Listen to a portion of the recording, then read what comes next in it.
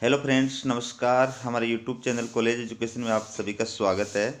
Japan के संविधान का टॉपिक है सम्राट और प्रधानमंत्री। क्वेश्चन देखिए, नए संविधान के अंतर्गत जापान के सम्राट की स्थिति स्पष्ट कीजिए।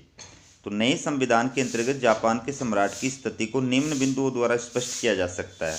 पहली बात, जापान के वर्तमान संविधान के अंतर्गत राजनीतिक क्षेत्र में सम्राट को पूर्णतया शक्तिहीन बना दिया गया है। वर्तमान संविधान में सम्राट केवल राज्य और जनता की एकता का प्रतीक मात्र रह गया है। संप्रभुता जनता में निहित है और सम्राट का अस्तित्व जनता की इच्छा पर आधारित है।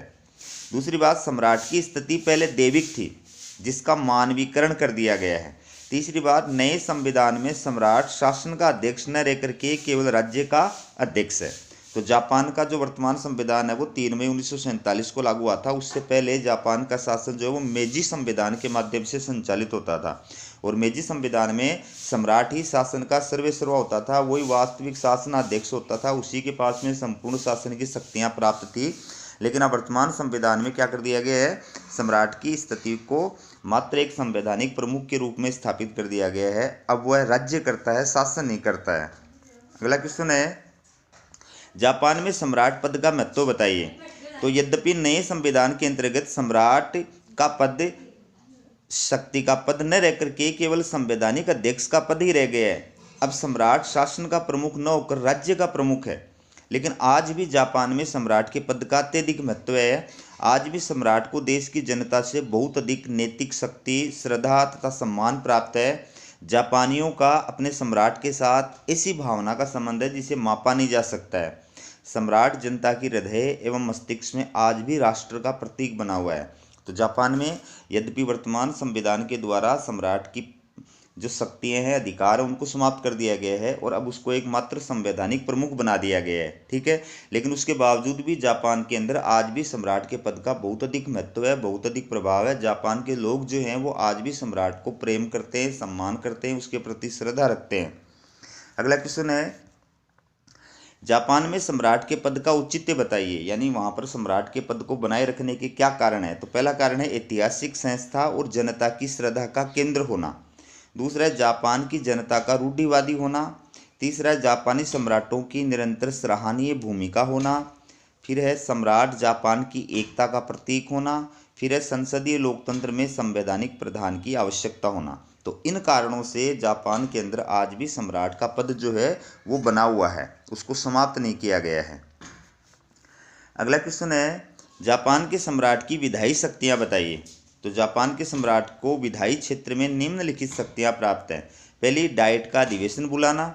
फिर है प्रतिनिधि सदन को विघटित करना। वहाँ पर व्यवस्थापिका को डाइट कहते हैं। डाइट का जो प्रथम सदन है प्रतिनिधि सदन वो है, तो प्रतिनिधि सदन को विघटित करना। फिर है डाइट द्वारा बनाए गए समस्त कानूनों, संविधान संशोधनों, मंत्रिमंडल के आदेशों तथा संधियों को लागू करना और डाइट के सदस्यों के आम चुनाव की घोषणा करना, ठीक है। वहाँ पर डाइट के सदस्यों के आम चुनाव की घोषणा जो है वो भी सम्राट के द्वारा की जाती है।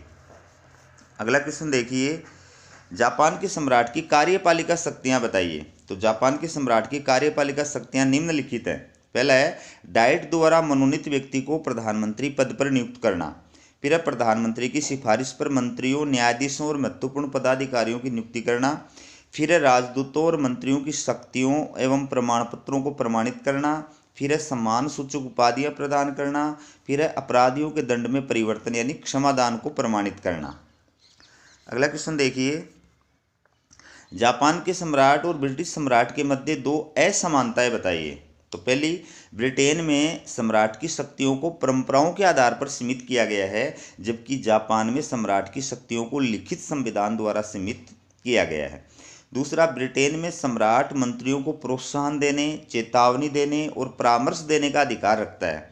वह शासन के संबंध में कोई भी सूचना प्राप्त कर सकता है, लेकिन जापान के सम्राट को इस प्रकार की कोई शक्ति प्राप्त नहीं है। अगला क्वेश्चन देखिए, जापान में कैबिनेट की रचना कैसे होती है। तो कैबिनेट डाइट की सर्वोच्च कार्यपालिका सत्ता है, जापान की सर्वोच्च कार्यपालिका सत्ता है जिसका अध्यक्ष प्रधानमंत्री होता है। कैबिनेट के सदस्यों यानी मंत्रियों की नियुक्ति प्रधानमंत्री स्वयं करता है, जिसे सम्राट द्वारा प्रमाणित किया जाता है।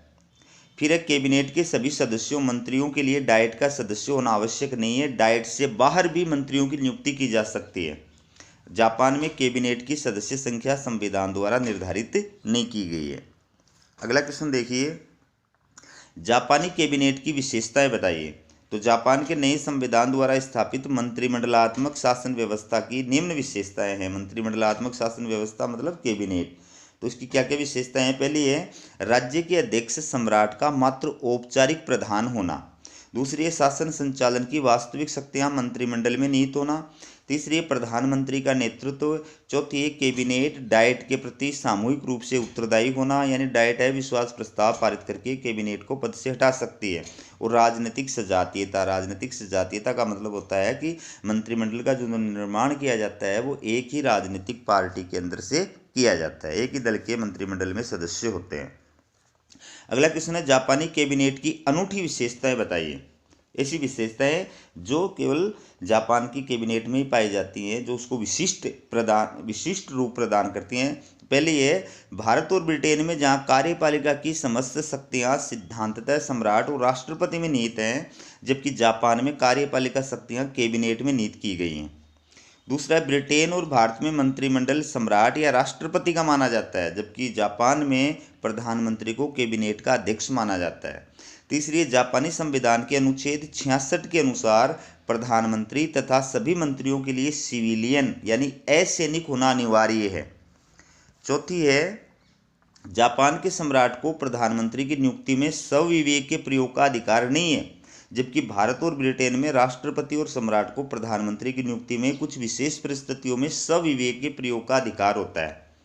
पांचवी, ब्रिटेन और भारत में प्रधानमंत्री को अपनी टीम के निर्माण में पूरी छूट है, मंत्रिमंडल के निर्माण में पूरी छूट है, जबकि जापान के संविधान में प्रधानमंत्री पर 2 प्रतिबंध लगाए गए हैं। पहला है सभी मंत्रियों को असैनिक होना चाहिए।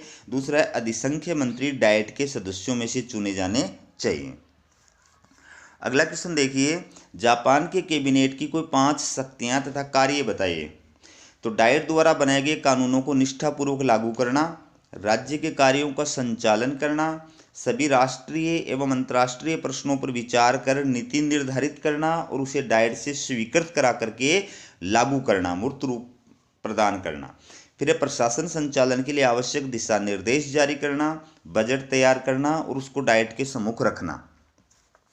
अगला क्वेश्चन देखिए, जापान के प्रधानमंत्री की नियुक्ति कैसे होती है। तो जापान के संविधान के अनुच्छेद 6 और अनुच्छेद 67 में प्रधानमंत्री की नियुक्ति से संबंधित व्यवस्था की गई है। अनुच्छेद 6 के अनुसार डाइट द्वारा मनोनीत व्यक्ति को सम्राट द्वारा प्रधानमंत्री पद पर नियुक्त किया जाता है। अनुच्छेद 67 के अनुसार डाइट के प्रस्ताव द्वारा डाइट के सदस्यों में से प्रधानमंत्री का मनोनयन किया जाता है। इस प्रकार सम्राट द्वारा प्रधानमंत्री की नियुक्ति मात्र एक औपचारिकता है। सम्राट उसी व्यक्ति को प्रधानमंत्री नियुक्त कर सकता है जिसका डाइट ने मनोनयन किया है। प्रधानमंत्री डाइट के किसी भी सदन का सदस्य हो सकता है। और लास्ट क्वेश्चन है दोस्तों, जापान के प्रधानमंत्री की कोई 5 शक्तियां एवं कार्य बताइए।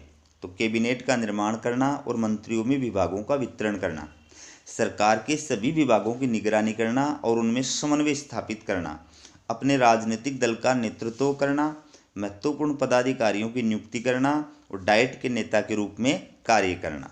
दोस्तों वीडियो कैसा लगा कमेंट करके जरूर बताएं। चैनल को सब्सक्राइब नहीं किया तो सब्सक्राइब जरूर करें और वीडियो का लिंक जो है ज़्यादा से ज़्यादा विद्यार्थियों के पास में शेयर करें। हमारा वीडियो देखने के लिए बहुत बहुत धन्यवाद।